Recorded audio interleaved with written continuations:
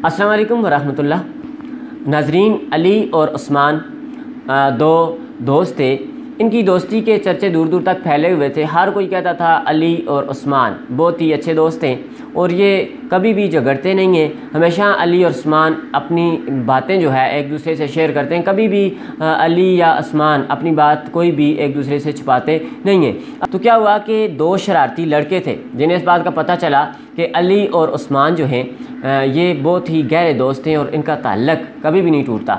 तो उनमें से एक ने कहा कि मैं तुम्हें ये चैलेंज करके कहता हूँ कि कल ये दोनों इकट्ठे नहीं होंगे। उसने कहा कैसे तुम इनको अलग कर सकते हो? उसने कहा मेरे पास एक ऐसा आइडिया है, कल ये तुम्हें एक दूसरे रास्ते से चलता हुआ नज़र आएगा, दूसरा दूसरे रास्ते से चलता हुआ नज़र आएगा। उसने कहा ये कैसे कर सकते हो तुम? उसने कहा ये तुम नहीं कर सकते। अब क्या हुआ कि दूसरे दिन अली और उस्मान एक रास्ते में इकट्ठे चल रहे थे। दोनों जब इकट्ठे चल रहे थे तो वो शरारती लड़का उनके पास आया और जाते जाते उसने अली के कान में कुछ कहा और गुजर गया। अब जैसे ही उसने अली के कान में कुछ कहा, उस्मान ने पूछा कि अली इसने तुम्हें क्या कहा? उसने कहा मुझे कुछ नहीं कहा। उसने कहा क्या मतलब कुछ नहीं कहा? ये तुमसे कुछ कह रहा था। उसने कहा नहीं यार मुझसे कुछ नहीं कहा, सिर्फ मेरे पास से गुजरा, पता नहीं गुजर गया, मुझे तो कुछ नहीं कहा। उसने कहा यार कुछ कह के गया। इनकी जो गुफ्तगू थी ज़्यादा से ज़्यादा तल्ख होती जा रही थी। अब क्या हुआ कि उस्मान ने अली को गिरबान से पकड़ा कि मैं तुमसे पूछ रहा हूँ इसने तुमसे क्या कहा? उसने कहा यार कुछ नहीं कहा। उसने कहा तो इसने ज़रूर तुम्हें कुछ कहा है। अब क्या हुआ कि जैसे ही उसने उसे गिरबान से पकड़ा हुआ था, उस्मान ने अली को 2 थप्पड़ लगाए और वो नाराज़ होकर चला गया। अब क्या था कि लोगों ने, उस दूसरे शरारती लड़के ने देखा कि वो एक दूसरे से अलग होके जा रहे, तो उसने जाके दूसरे अपने दोस्त को, शरारती लड़के को कहा कि मैंने तुमसे क्या कहा था कि ये अब अलग हो गए। तो क्या हुआ कि वो अली और उस्मान फिर कभी भी एक दूसरे के पास नहीं गए, वो हमेशा एक दूसरे से अलग रहते थे।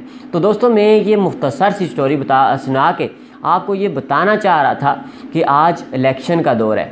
ये इलेक्शन का तकरीबन 1 महीना रहता है आज़ाद कश्मीर में इलेक्शन को। तो मैं आप भाइयों से ये गुजारिश करूँगा कि ये इलेक्शन के चंद दिन, अगर इसमें हम किसी से थोड़ा सा भी झगड़ते हैं, किसी बात पे भी हम अपने किसी सियासी इख्तलाफ की वजह से किसी से झगड़ते हैं, तो हमारे तल्लुकात इस तरह ख़राब हो सकते हैं जैसे अली और उस्मान के तल्लुकात ख़राब हुए। ये एक मुदर्रिस से नसीर साहब, तो मैं यहाँ पे उनकी बात का जिक्र करूँगा कि उन्होंने पिछले दिनों में एक मुख्तसर सी एक तहरीर लिखी थी जिसमें उन्होंने कहा था, नौजवानों से ये कहा था कि ये इलेक्शन जो हैं ये चंद दिन के हैं। अगर हम इससे सियासी इख्तलाफ की वजह से एक दूसरे से झगड़ेंगे तो क्या होगा कि हमारे तल्लुकात ख़राब हो जाएंगे, क्योंकि ये इलेक्शन चंद दिनों के हैं और हमने इसी माशरे में रहना है, इसी मोहल्ले में रहना है, इसी गांव में रहना है, इसी शहर में रहना है। अगर हम इन मामूलात की वजह से एक दूसरे से झगड़ेंगे तो क्या होगा कि कल हमारे तल्लुकात ख़राब होंगे, तो फिर हम एक दूसरे से उस तरह से बात नहीं कर पाएंगे जैसे हम